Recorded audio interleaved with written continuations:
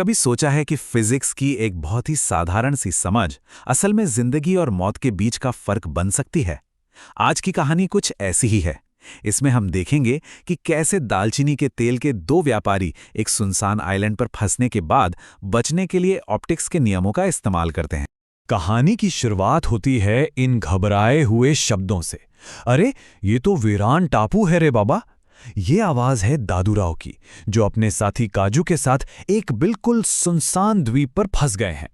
वैसे तो ये दालचीनी के तेल के व्यापारी हैं, लेकिन इस वक्त इनकी दुनिया पूरी तरह से उलट चुकी है। हुआ ये कि एक जबरदस्त तूफान ने उनकी नाव को तहस-नहस कर दिया और अब दादू राव और काजू एक अनजान द्वीप पर बिल्कुल बेसहारा हैं। और सबसे बड़ी प्रॉब्लम क्या है? फोन में कोई सिग्नल नहीं है। मतलब वो दुनिया से पूरी तरह कट चुके हैं। अब बचने का एक ही तरीका है, उन्हें कोई बड़ा सा सिग्नल बनाना होगा, इतना बड़ा कि दूर से गुजरते किसी जहाज की नज़र उस पर पड़ जाए। काजू के पास एक छोटी सी लेज़र लाइट ज़रूर है, पर उससे क्या होगा? वो मदद मांगने के लिए बहुत ही छोटी है। उन्हें कुछ बड़ा सोचना होगा। तो सबसे पहले दिमाग में क्या आता है? एक बड़ा सा धुएं का सिग्नल। ये बचाव का बिल्कुल क्लासिक तरीका है ना? लेकिन इसके लिए एक ऐसी चीज़ चाहिए जो उनके पास है ही नहीं, और वो है आग। और बस यहीं से उनकी पहली असली चुनौती शुरू होती है। तभी काजू को एक आइडिया आता है, बिल्कुल वैसा जैसा हमने सर्वाइवल फिल्मों में देखा है। दादूराव के चश्मे के लेंस का इस्तेमाल करके सूरज की रोशनी से आग जलाना। प्लान तो बड़ा सिंपल और जीनियस लग रहा था, और वो इसे आजमाने के लिए बिल्कुल तैयार थे। लेकिन कुछ तो गड़बड़ हो जाती है। सूरज की रोशनी एक जगह पे फोकस होने के बजाय और ज्यादा बिखर जाती है। उनकी सारी उम्मीदें एक पल में टूट गईं। पर ऐसा हुआ क्यों? यही एक साइंटिफिक पहेली है जिससे उन्हें अब हर हाल में सुलझाना होगा।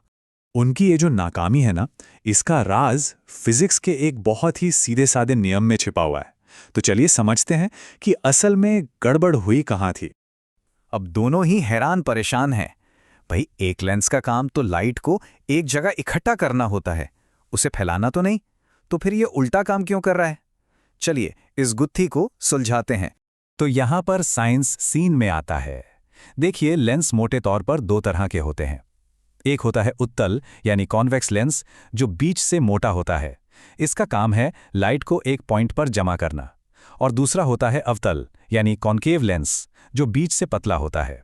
ये लाइट को फैला देता है। और बस यहीं पर सारी गड़बड़ थी। दादूराव के चश्मे में निकट दृष्टि दोष यानी नियर साइटेडनेस को ठीक करने वाले अवतल लेंस लगे थे, तो वो आग जलाने के लिए असल में गलत टूल का इस्तेमाल कर रहे थे। तो पहेली का पहला हिस्सा तो सॉल्व हो गया। अब ठीक उस मोमेंट पर जब लग रहा था कि सारी उम्मीदें खत्म हो गई हैं, कहानी में एक अनएक्सपेक्टेड हीरो की एंट्री होती है। दालचीनी का तेल। जी हां, वही तेल जिसका वो व्यापार करते थे।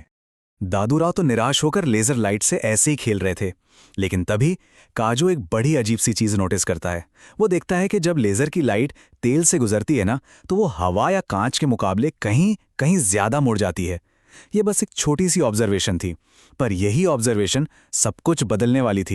काजू ने जो अभी अभी देखा, साइंस की भाषा में उसे कहते हैं रिफ्रैक्टिव इंडेक्स या अपवर्तनांक।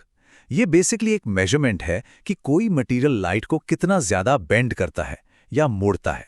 सिंपल शब्दों में, जिसका रिफ्रैक्टिव इंडेक्स जितना ज्यादा होगा, वो लाइट को उतना ही ज्यादा मोड़े। और यहां इस चार्ट में बिल्कुल साफ है, दालचीनी के तेल का रिफ्रैक्टिव इंडेक्स कांच से काफी ज्यादा है। इसका मतलब ये है कि तेल लाइट को मोड़ने के मामले में कांच से कहीं ज्यादा पावरफुल है।